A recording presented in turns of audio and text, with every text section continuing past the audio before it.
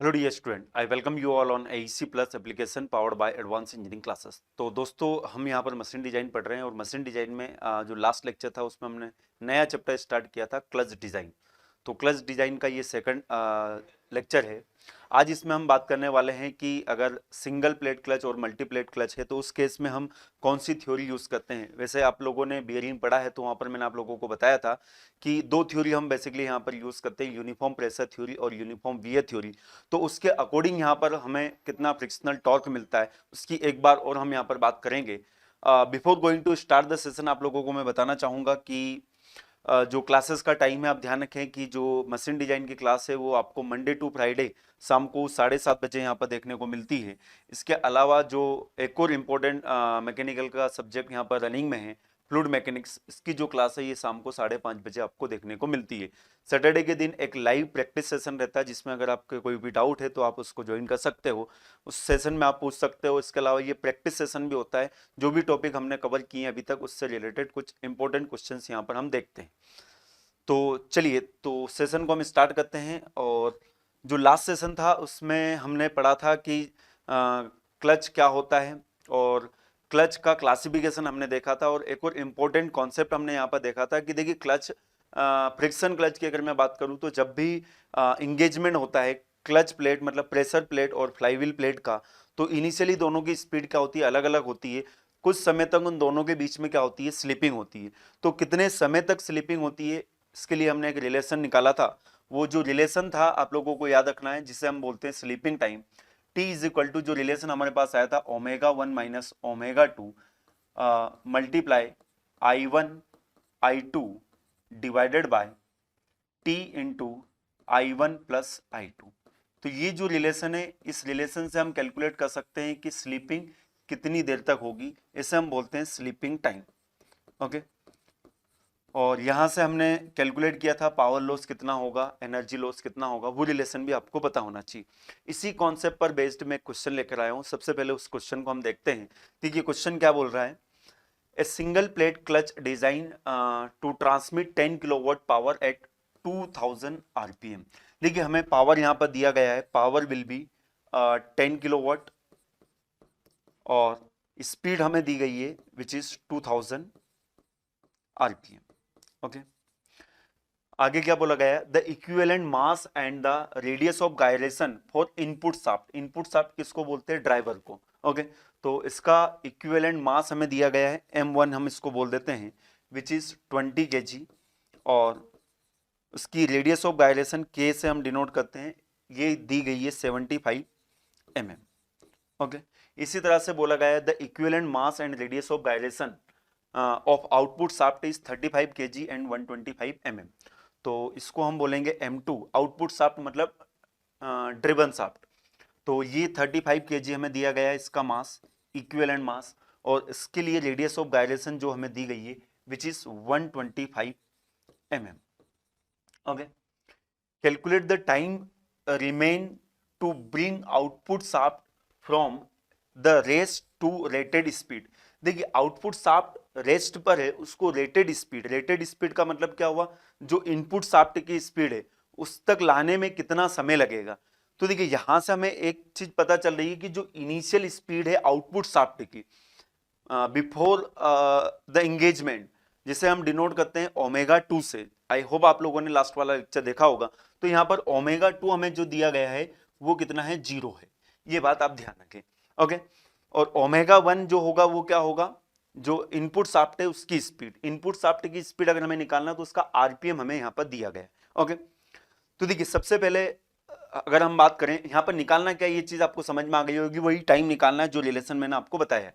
ये टी हमें कैलकुलेट करना है। अब देखिए टी कैलकुलेट करना है तो ω1 हमें पता होना चाहिए, ω2 तो ये तो 0 है, ये 0 हमें दिया गया है, this is 0। I1 mass moment of inertia of input shaft, I2 mass moment of inertia of output shaft. Mass और रेडियस ऑफ गायरेशन दोनों ही हमें दी गई है, तो यहां से हम निकाल लेंगे। ओके, चलिए सबसे पहले तो हम I1 I2 निकाल ही लेते हैं यहाँ पर। तो अगर मैं बात करूं I1 की, तो I1 क्या होगा, m1 k1 का स्क्वायर। तो मास कितना दिया गया है देख लीजिए आप, मास विल बी 20 kg और रेडियस जो है 75 mm है। तो इसको आपको पुट करना होगा किसमें, मीटर में, तो ये बन जाएगा आपका 20 इंटू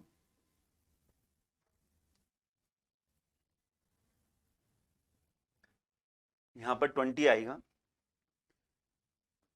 20 इंटू 75 रेडियस है तो 75 इंटू 10⁻³ का होल स्क्वायर।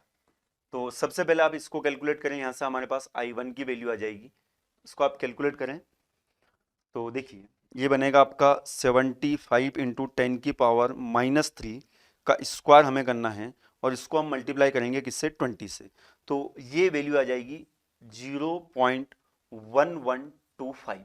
ओके, इसी तरह से हम I2 निकालेंगे। I2 जो रहेगा it is M2 into K2 का स्क्वायर।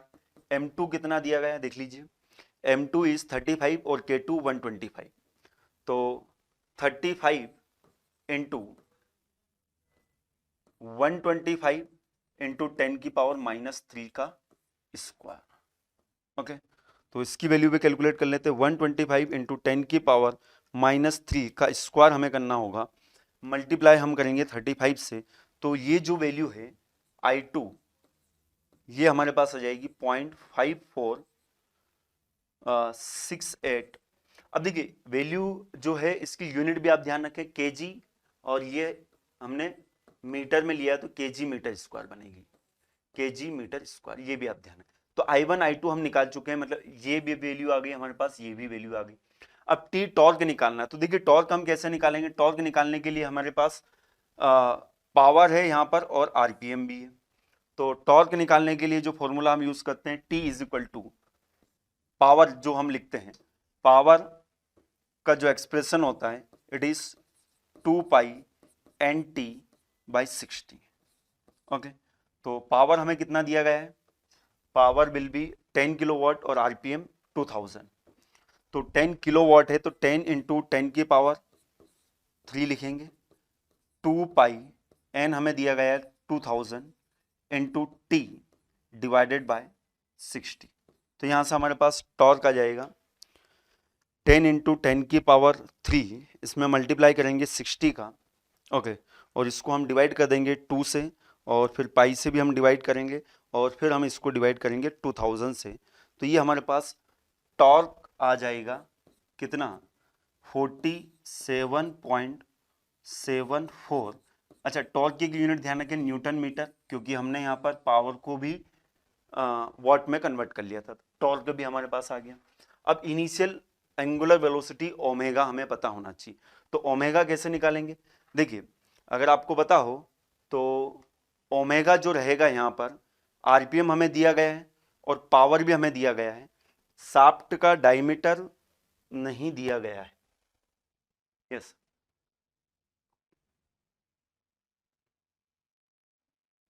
2πn/60 से निकल जाएगा, बिल्कुल निकल जाएगा। देखिए ओमेगा जो होता है क्या होता है, 2πn/60। ओके, तो ये ओमेगा 1 बनेगा, तो ओमेगा 1 कितना आ जाएगा, 2πn is 2000 divided by 60। Diameter की जरूरत ही नहीं है यहाँ पर, तो ये हमारे पास आ जाएगा 2π मल्टीप्लाई बाय 2000 डिवाइडेड बाय 60। तो इनिशियल एंगुलर वेलोसिटी ओमेगा 1 भी आ गया, 209.43। यूनिट क्या रहेगी, ओमेगा की यूनिट होती है रेडियन पर सेकंड। ओके, तो देखिए अगर हमें स्लीपिंग टाइम निकालना तो ये ओमेगा 1 भी आ गया, I1 I2 आ गया, T आ गया, I1 + I2। वैल्यू को जस्ट पुट करना है आपको, तो यहाँ से स्लीपिंग टाइम हमारे पास आ जाएगा। देखिए ओमेगा 1 इज 209.43, 209.43 -0। ओके, I1 कितना आया है, 0.1125, 0.1125 मल्टीप्लाई I2 इज 0.5468, 0.5468। इसको हम डिवाइड करेंगे किससे, टॉर्क से, टॉर्क आया था 47.74, 47.74। इसको हम मल्टीप्लाई करेंगे किससे, ओमेगा I1 + I2 से, तो इसको हम मल्टीप्लाई कर देते हैं I1 इज 0.1125 प्लस 0.5468।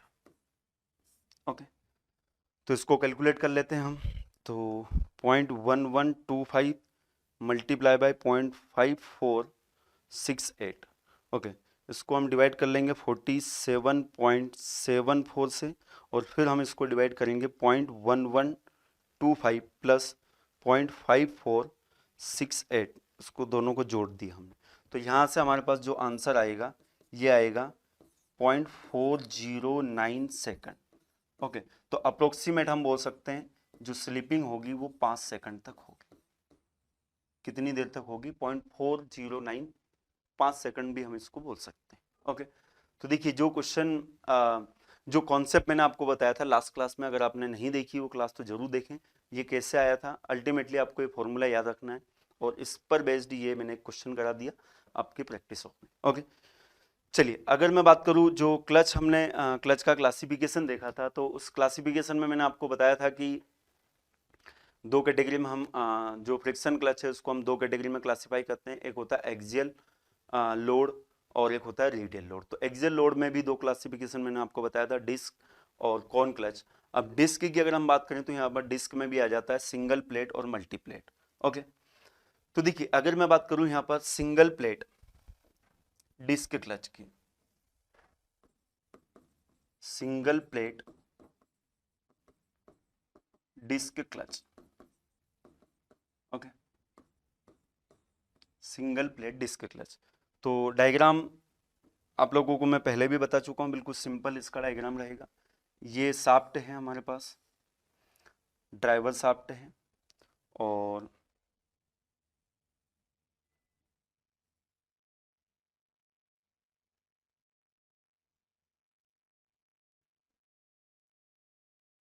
ये ड्रिवन शाफ्ट है।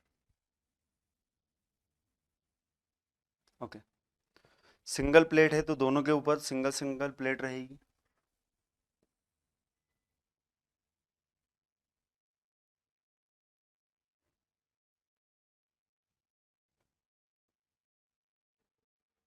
ओके,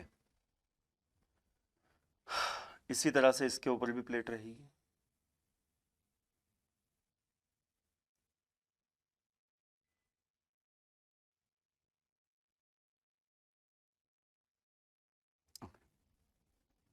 तो इस तरह के क्लच को हम बोलते हैं single plate disc clutch. Okay, ये जो प्लेट है इस प्लेट को क्या नाम देते हैं हम?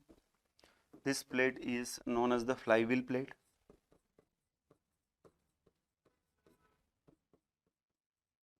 और ये जो प्लेट है ये प्लेट कहलाती है आपकी प्रेशर प्लेट।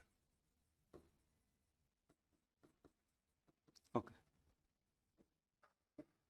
ये ड्राइवर शाफ्ट है और this will be tree. Okay, plate के ऊपर फ्रिक्शन लाइनिंग रहेगी, एस्बेस्टस की होती है।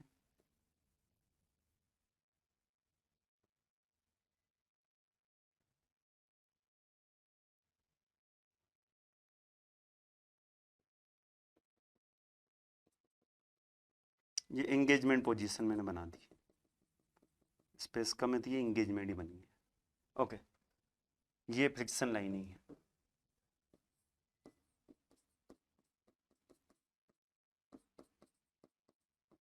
ओके, अब देखिए यहाँ पे अगर मैं बात करूँ तो कितना पावर ट्रांसमिट होगा, तो पावर ट्रांसमिट अगर हमें निकालना है तो इसके लिए हम दो थ्योरी पढ़ते हैं। एक है uniform pressure theory,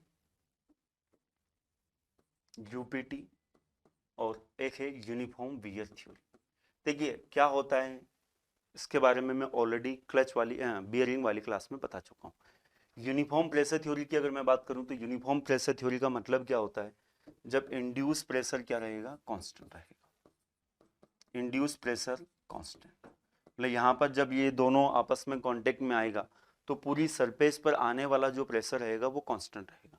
uniform wear theory क्या बोलती है कि इंड्यूस प्रेशर जो रहेगा इनवर्सली प्रोपोर्शनल रहेगा रेडियस का। रेडियस अगर कम होगी तो वहाँ पर प्रेशर क्या होगा? ज़्यादा होगा। अब देखिए यहाँ पर जिस तरह से हमने बियरिंग में टर्म्स को डिफाइन किया था, जैसे कि अगर मैं बात करूँ सपोज ये सेंटर लाइन है, ओके तो ये जो शाफ्ट की रेडियस है, the radius of this shaft, okay, या फिर हम बोल सकते हैं ये जो फ्रिक्शन लाइनिंग है इसकी इनर रेडियस है हो गई है, और यहां से लेके यहां तक ये आउटर रेडियस। तो इनर रेडियस को अगर आप लोगों को पता हो तो इनर रेडियस को हम डिनोट करते हैं आर आई से, और आउटर रेडियस को हम डिनोट करते हैं आर नॉट से।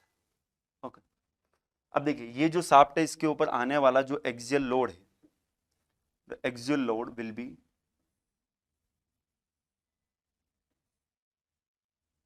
दिस वन, और ये लोड की जो वैल्यू है ये है डब्ल्यू। ओके तो अगर हम बात करें यूनिफॉर्म प्रेशर थ्योरी के अकॉर्डिंग, तो यूनिफॉर्म प्रेशर थ्योरी के अकॉर्डिंग जो स्ट्रेस इंड्यूस होगा यहाँ पर कितना होगा, ऑलरेडी हम फॉर्मूले पढ़ चुके हैं। इंड्यूस स्ट्रेस जो रहेगा load divided bye resisting area जो आता है ये पाई आर नोट का स्क्वायर माइनस आर आई का स्क्वायर। ये पहला फॉर्मूला आप याद रखें। कैसे आता है ये मैं आपको पहले ही बेयरिंग में बता चुका हूँ।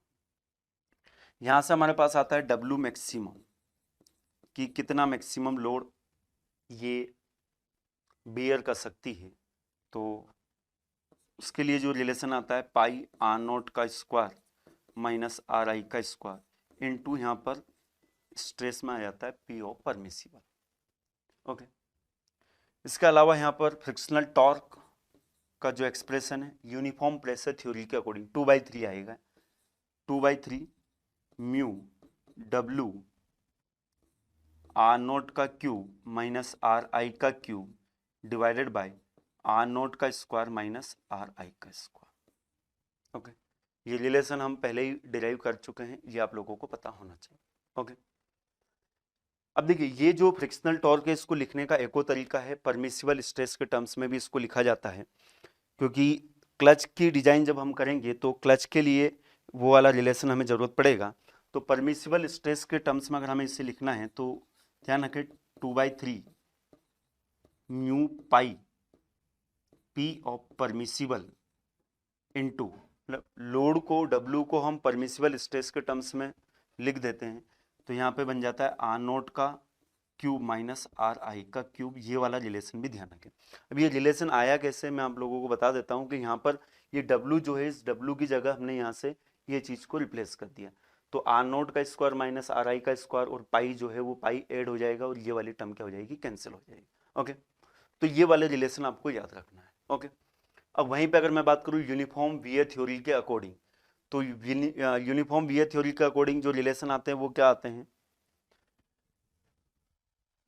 ये मैं यहाँ पर मेंशन कर देता हूँ यूनिफॉर्म वियर थ्योरी। तो यूनिफॉर्म वियर थ्योरी क्या बोलती है कि जो इंड्यूस स्ट्रेस रहेगा वो इनवर्सली प्रोपोर्शनल रहेगा रेडियस। ओके तो पी इंड्यूस जो आता है हमारे पास पहला जो रिलेशन है पी इंड्यूस, ये load divided by 2 pi R I into R not minus R I.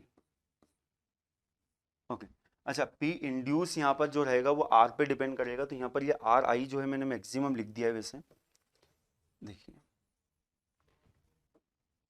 P induce जो रहेगा W divided by 2 pi small R into R not minus R I, इस तरह का रिलेशन बनता है।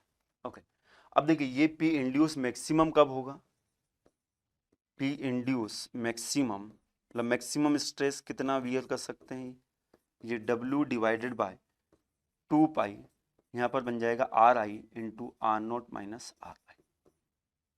ओके मैक्सिमम कब होगा, जब रेडियस क्या होगी, मिनिमम होगी।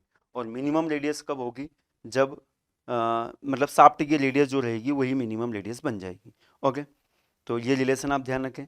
अच्छा इसके बाद में हमारे पास रिलेशन आता है डब्ल्यू मैक्सिमम का, तो डब्ल्यू मैक्सिमम का जो रिलेशन है वो क्या बनेगा, इसको हम इक्वेट कर देंगे पी परमिसिबल से, तो डब्ल्यू मैक्सिमम बन जाएगा। ये सब सारे रिलेशन मैंने डिराइव कराए। ओके तो डब्ल्यू मैक्सिमम कितना बन जाएगा, 2 pi R I R not minus R I into P of permissible, ये डब्ल्यू मैक्सिमम बन जाता है। इसके अलावा जो रिलेशन आपको याद रखना है फ्रिक्शनल टॉर्क का, तो फ्रिक्शनल टॉर्क का जो रिलेशन है ये इसमें 1/2 आ जाता है, आपको बताओ तो mu W into R note plus R I, इस तरह का रिलेशन बनता है। Okay, 1/2 mu W R note plus R I. अच्छा, इस रिलेशन को भी हम पी परमिसिबल के टर्म्स में अगर लिखेंगे तो यहाँ पर जो रिलेशन है वो क्या बनेगा, ये भी आप ध्यान रखें, T F is equal to mu pi R I P permissible into R nought का स्क्वायर माइनस आर आई का स्क्वायर। ये रिलेशन कैसे आता है,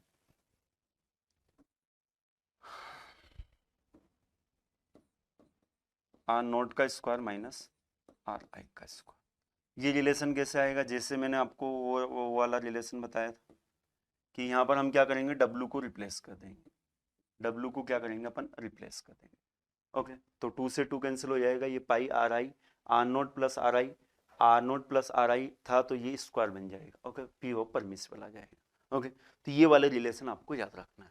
ओके, तो ये यूनिफॉर्म बीए थ्योरी के अकॉर्डिंग हो गया, और ये हो गया यूनिफॉर्म प्रेशर थ्योरी के अकॉर्डिंग फ्रिक्शनल टॉर्क।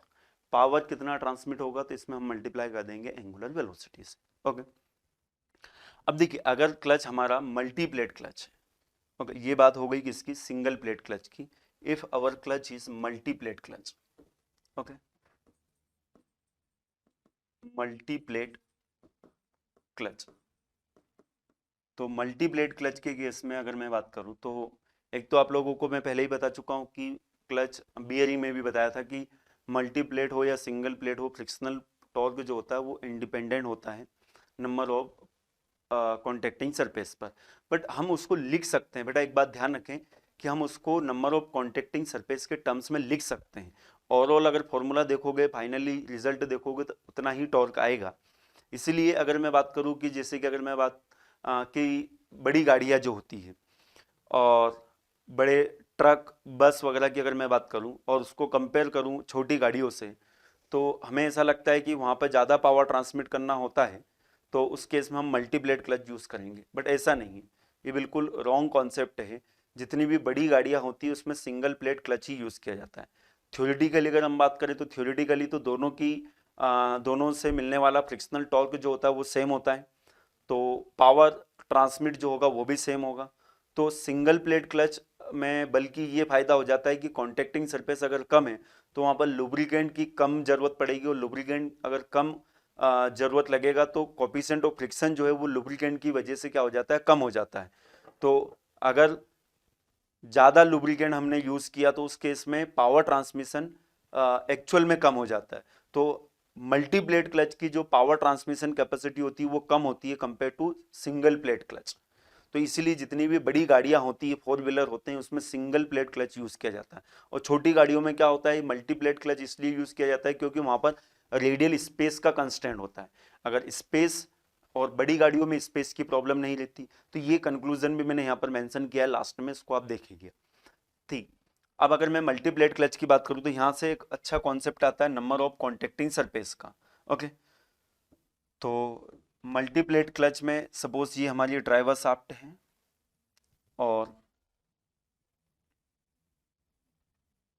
इस ड्राइवर शाफ्ट पर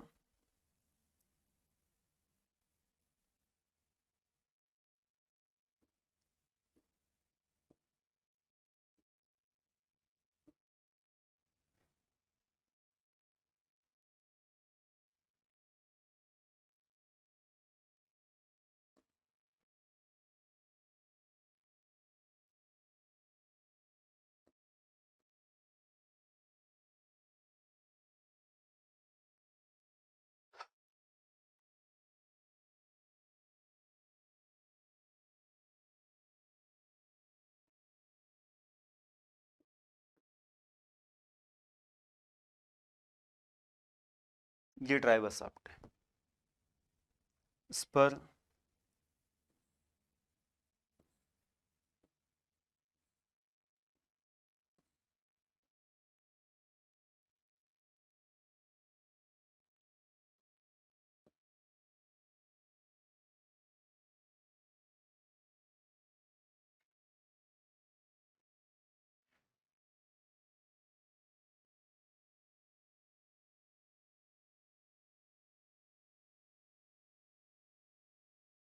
ये फ्रिक्शन लाइनिंग होती है।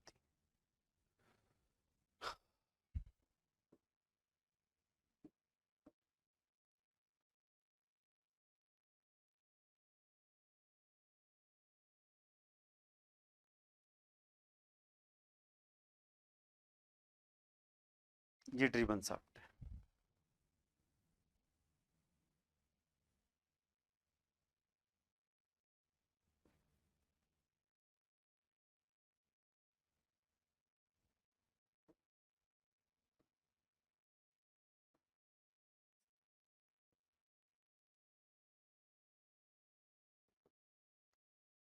इस पर भी फ्रिक्शन लाइनिंग रहेगी।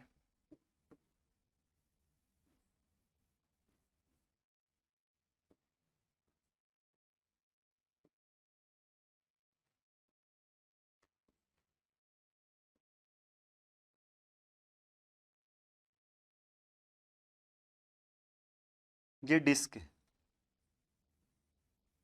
ओके,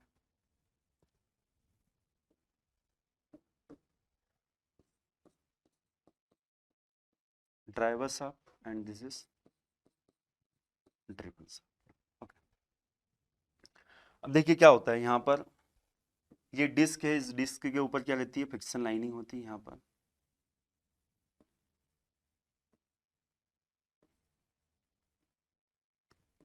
ये एंगेजमेंट के पहले की कहानी, before engagement. Okay,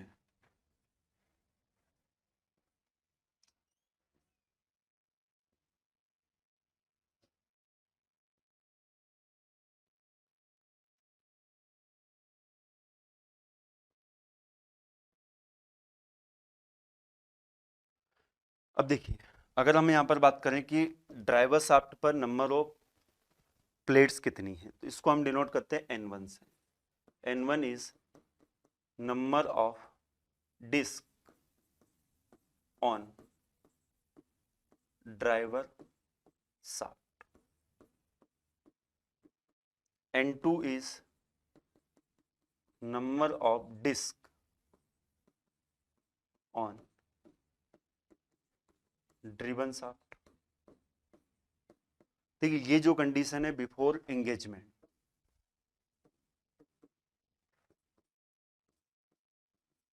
before engagement. Okay, तो अब देखिए इस एग्जांपल से अगर हम चलते हैं तो यहाँ पर देखिए ये ड्राइवर शाफ्ट की डिस्क, ये भी ड्राइवर, ये भी ड्राइवर, ये भी ड्राइवर। ओके, तो यहाँ पर N1 की वैल्यू कितनी होगी, 4। ओके, वहीं पे अगर मैं बात करूं ड्रिवन शाफ्ट की, तो ड्रिवन शाफ्ट पे देखिए 1 2 3, तो N2 की वैल्यू कितनी हो गई यहाँ पर, 3। ओके, जब एंगेजमेंट होगा तो एंगेजमेंट के केस में देखिए यहाँ पर कितनी कॉन्टेक्टिंग सरफेस बनेगी,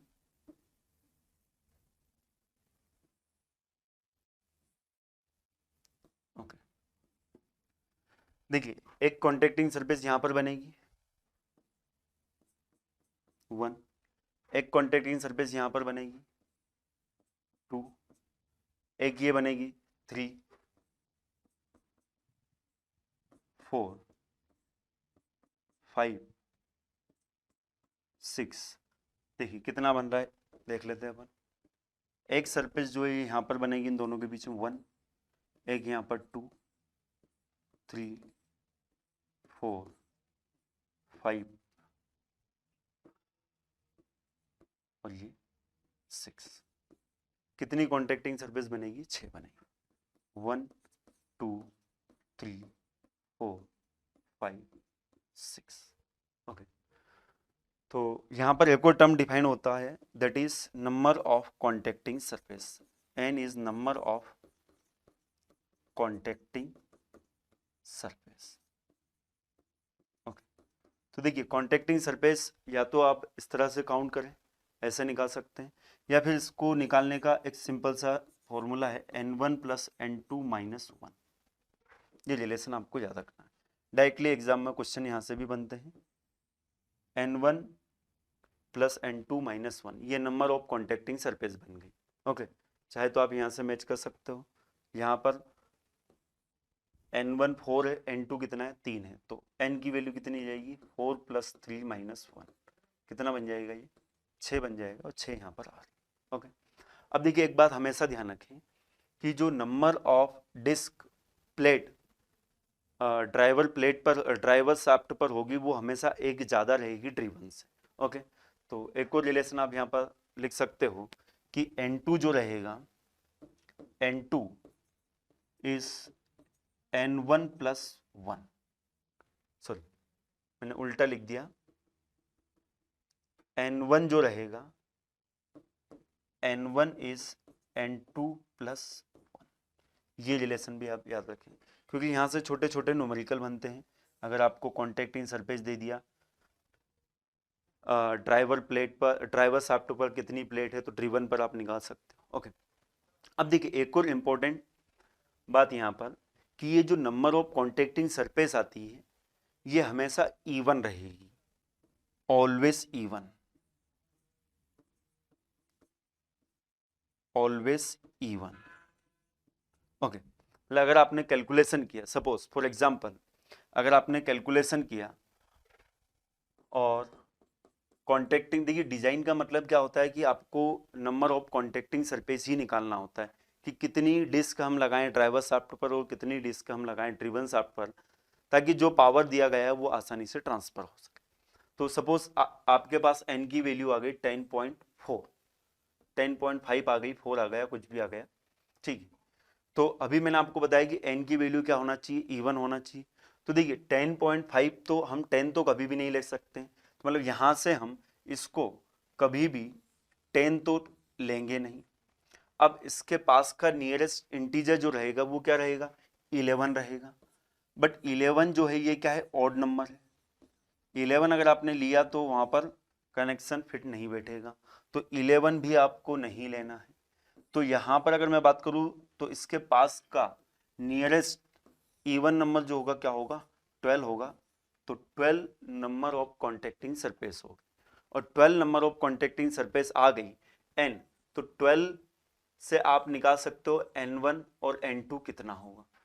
तो n1 और n2 -1 जो है वो 12 है आपका, और n1 जो होगा n2 से हमेशा ज्यादा होगा, तो आप आइडिया लगा सकते हो कि n1 आपको 7 रखना पड़ेगा और n2 कितना रखना पड़ेगा, 6, क्योंकि 6 + 7 13, 13 में से एक माइनस करेंगे 12।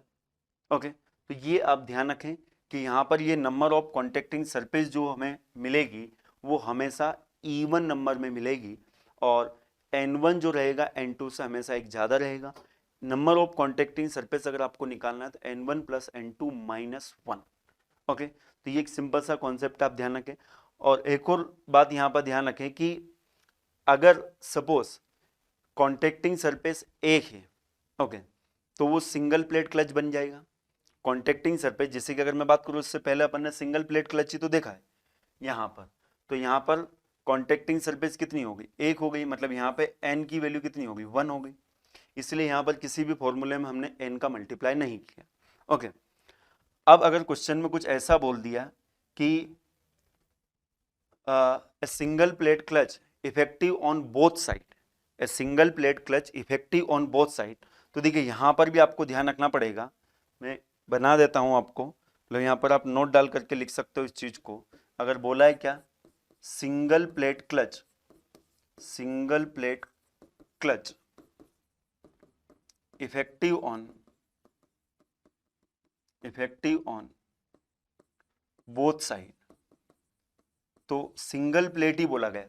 अब देखिए क्लच प्लेट जो होता है वो कहाँ पर लगा होता है, ड्रिवन शाफ्ट पर, और ड्राइवर शाफ्ट पर तो फ्लाई व्हील प्लेट लगा होता है। तो सिंगल प्लेट की अगर बात चल रही है, मतलब ये सिंगल प्लेट किसके ऊपर लगी हुई है, ये ड्रिवन शाफ्ट पर लगी हुई। देखिए मैं जल्दी से एक रफ डायग्राम बना के आपको बता देता हूँ। सपोज ये हमारा फ्लाई व्हील शाफ्ट है, ये कुछ इस तरह से होगा।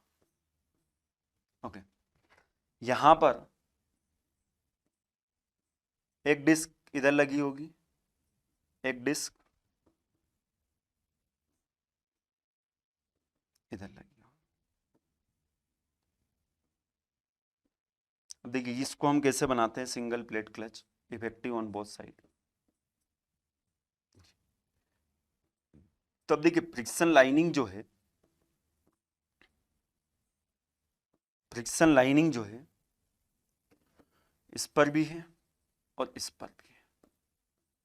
ये दो डिस्क है, ड्रिवन शाफ्ट पर कितनी डिस्क है? दो डिस्क है। बट वहीं पे अगर मैं बात करूं ड्राइवर शाफ्ट पर, सॉरी, और ड्रिवन शाफ्ट पर अगर हम देखें ये एक ही प्लेट है। बट यहां पर क्या बोला है? Effective on both side. Effective on both side अगर बोल दिया तो ये इधर भी फ्रिक्शन लाइनिंग होगी, इधर भी होगी, इधर भी होगी, इधर भी होगी। तो इसको सिंगल प्लेट क्लच तो बोला, बट ये जो सिंगल प्लेट है इसके ऊपर फ्रिक्शन लाइनिंग दोनों तरफ है। तो नंबर ऑफ कॉन्टेक्टिंग सरफेस अगर यहां से निकालना है तो एक तो यहां पर हमें मिलेगी, ये यहां पर मिलेगा और एक यहां पर मिलेगा। तो नंबर ऑफ कॉन्टेक्टिंग सरफेस कितनी हो जाएगी? दो हो जाएगी। ध्यान रखें एन की वैल्यू यहां पर कितना लेंगे हम? दो लेंगे, चाहे इसको बोल दिया गया है क्या? Single plate clutch effective on both side. Okay, तो ये कॉन्सेप्ट आप ध्यान रखें। अब वहीं पे अगर मैं बात करूं, जैसे हमने सिंगल प्लेट क्लच की डिजाइन देखी यूनिफॉर्म प्रेशर थ्योरी से और यूनिफॉर्म वियर थ्योरी से, इसी तरह से हम यूनिफॉर्म प्रेशर थ्योरी और यूनिफॉर्म वियर थ्योरी अप्लाई करेंगे किसके ऊपर? मल्टी प्लेट क्लच पर। तो अगर मैं बात करूं मल्टी प्लेट क्लच, तो यहाँ पर रिलेशन जो है वो रिलेशन में क्या चेंजेस आएंगे इसको हम देख लेते हैं। मैं बात करता हूँ यूपीटी के अकॉर्डिंग। अब देखिए आप लोगों को ऑलरेडी पता है कि यूपीटी का मतलब क्या होता है, जहां पर इंड्यूस स्ट्रेस जो रहता है वो कांस्टेंट रहता है। Okay, P induced constant. Okay, अब देखिए frictional torque no doubt number of contacting surface पे डिपेंड नहीं करता है, बट हमें उसको लिखना होगा और लिख सकते हैं नंबर ऑफ कॉन्टेक्टिंग सरफेस के टर्म्स में, क्योंकि डिजाइन का मतलब तो यही होता है ना कि हमें number of contacting surface calculate करना है। तो यहाँ पर सबसे पहले मैं बात करता हूँ पी इंड्यूस। तो पी इंड्यूस जो रहेगा वो क्या रहेगा आपका? W divided by N pi R nought का स्क्वायर माइनस आर आई का स्क्वायर। ओके, W जो रहेगा वो क्या रहेगा? Total load.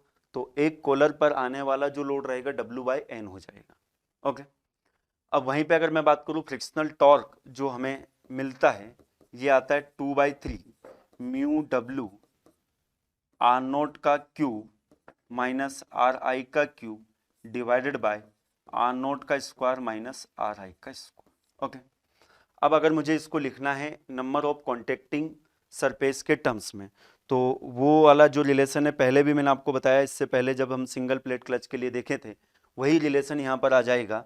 That will be 2/3 mu pi N into P of permissible multiply यहाँ पर आ जाएगा आर नोट का क्यूब माइनस आर आई का क्यूब। ओके, हम यहाँ पर क्या करेंगे कि ये जो W है इस W को यहाँ से रिप्लेस कर देंगे पी परमिसिबल के टर्म्स में। तो ये वाला रिलेशन आप ध्यान रखें, आर नोट का क्यूब माइनस आर आई का क्यूब। ओके, इसी तरह से अगर मैं बात करूँ कि यूनिफॉर्म वियर थ्योरी के अकॉर्डिंग, तो यूनिफॉर्म वियर थ्योरी आप लोगों को पता है कि यूनिफॉर्म वियर थ्योरी मतलब क्या होता है? UWT, और UWT में क्या होगा?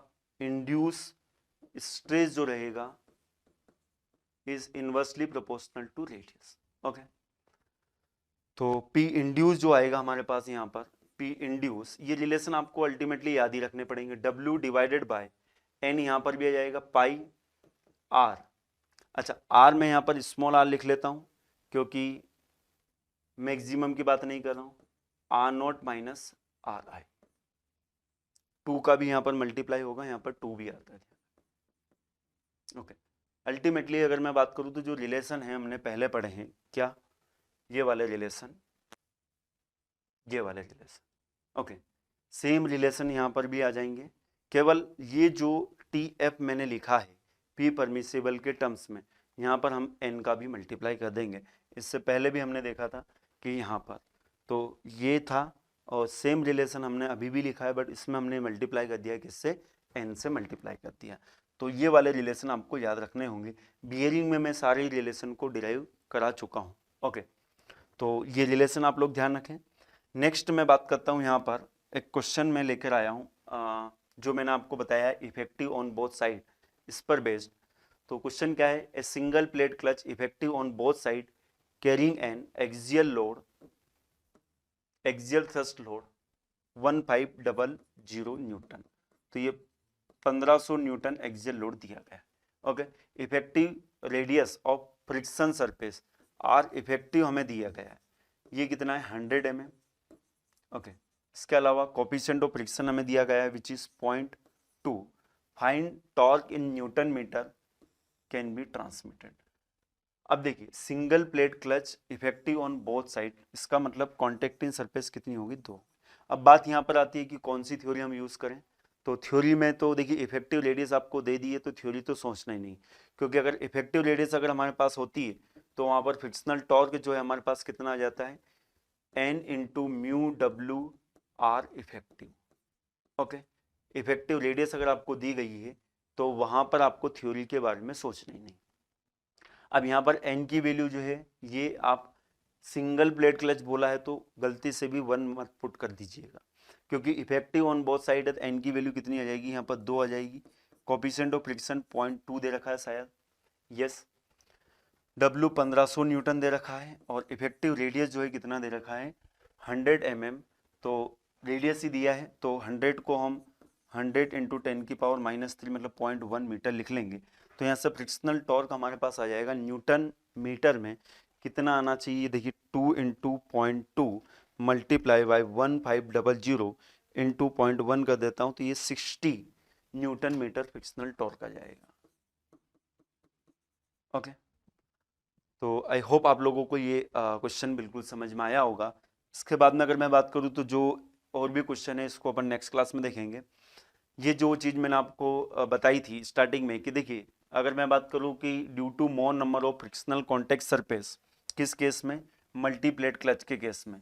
Okay, more heat generated hence coolant required which reduce the coefficient of friction. तो कोफिशिएंट ऑफ फ्रिक्शन अगर कम होगा तो पावर ट्रांसमिशन क्या हो जाएगा, कम हो जाएगा। तो आपको ध्यान रखना है कि मल्टीप्लेट क्लच की जो पावर ट्रांसमिशन कैपेसिटी होती है सिंगल प्लेट के कंपेयर क्या होती है, कम होती है in a given radial space.